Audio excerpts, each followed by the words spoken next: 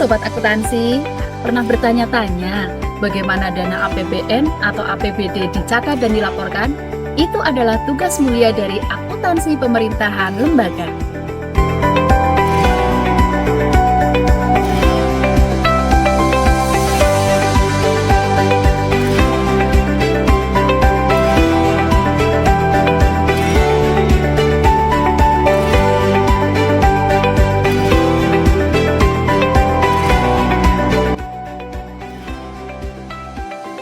Pada video ini, kita akan membahas materi tentang proses penyusunan anggaran pendapatan dan belanja desa atau APBDes.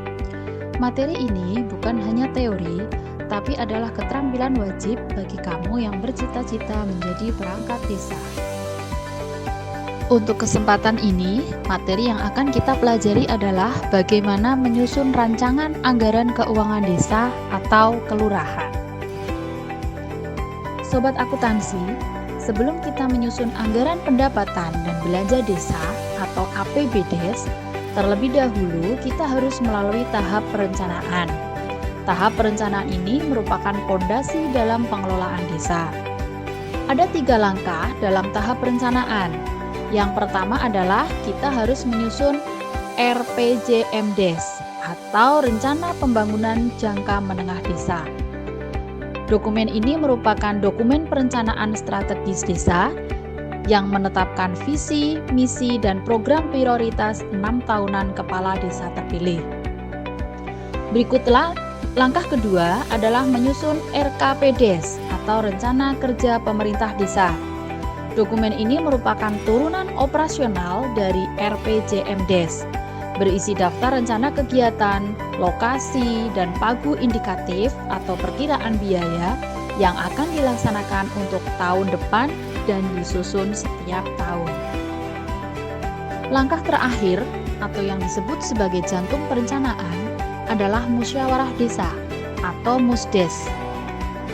Di dalam dokumen ini berisi usulan kegiatan dari tingkat dusun atau RT atau RW yang disaring melalui musdes, kemudian dimasukkan ke dalam RKPDes.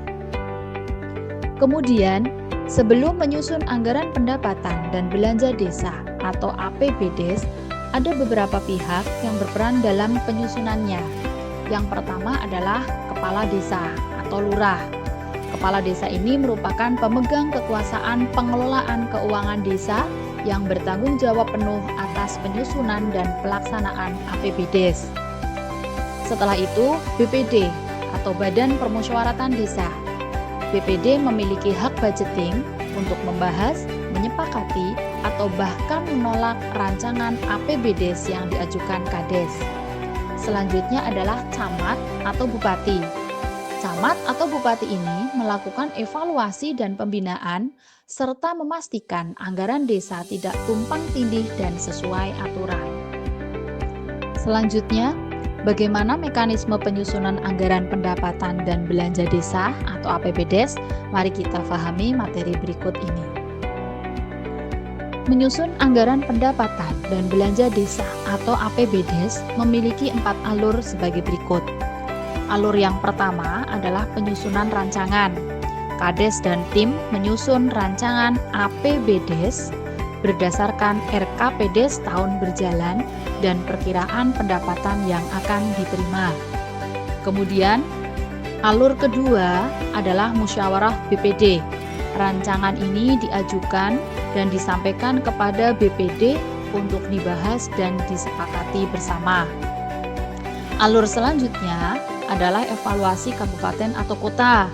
Dalam alur ini, rancangan APBDes yang telah disepakati wajib dievaluasi oleh bupati atau wali kota melalui camat untuk memastikan tidak bertentangan dengan peraturan yang lebih tinggi. Dan yang terakhir adalah penetapan perdes.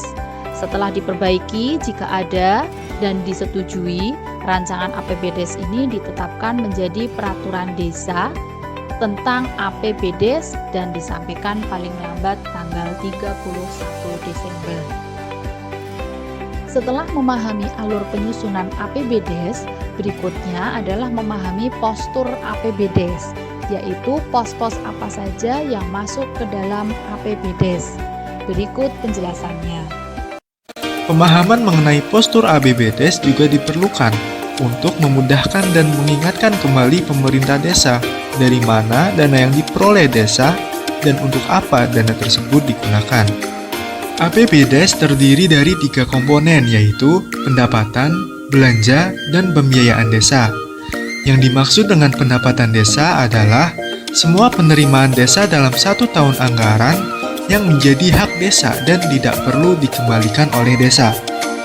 Penerimaan tersebut dapat diperoleh dari pemerintah, yaitu berupa transfer, dan dapat juga diperoleh dari masyarakat melalui pendapatan asli desa serta pendapatan lain. Untuk lebih jelasnya, jenis pendapatan desa dapat dilihat pada gambar berikut.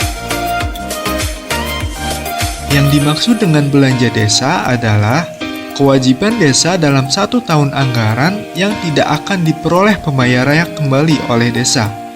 Dana yang didapat oleh desa dibelanjakan oleh pemerintah desa sesuai dengan program-program yang telah ditentukan untuk memajukan desa. Belanja tersebut ada yang bersifat rutin dan tidak rutin. Berikut adalah rincian belanja berdasarkan jenisnya. Selanjutnya, pembiayaan desa. Berbeda dengan pendapatan dan belanja desa, pembiayaan desa mempunyai kewajiban untuk membayar kembali penerimaan yang diperoleh dan berhak untuk menerima kembali pengeluaran yang sudah dikeluarkan pada tahun bersangkutan maupun pada tahun berikutnya.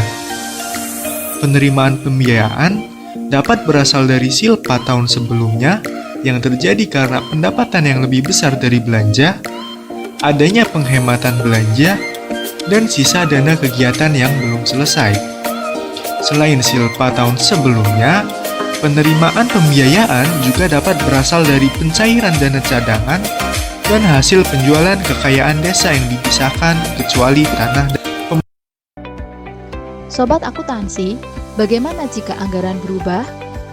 Anggaran yang disusun atau APBDes harus konsisten dan selaras dengan dokumen perencanaan jangka panjang dan tahunan. Kegiatan yang tidak tercantum di RKPDes seharusnya tidak dianggarkan di APBDes. Namun, jika di tengah tahun anggaran terjadi perubahan yang signifikan, maka APBDes dapat diubah melalui Perdes Perubahan APBDes yang prosesnya sama seperti penetapan awal. Kemudian, untuk lebih jelasnya, kita akan melihat studi kasus penyusunan APBDes yang terjadi di Desa Makmur Jaya tahun anggaran 2026. Dalam kasus ini, Desa Makmur Jaya memiliki 3 pendapatan, antara lain pendapatan asli desa, pendapatan transfer, kemudian ada pendapatan lain-lain yang sah. Sedangkan dari rencana belanja desa terdiri dari 4 bidang belanja desa. Untuk data pembiayaan desa terdiri dari sisa lebih perhitungan anggaran tahun sebelumnya dan penyertaan modal desa. Dari studi kasus yang terjadi di Desa Makmur Jaya, berikut akan disajikan tabel rekap APBDes.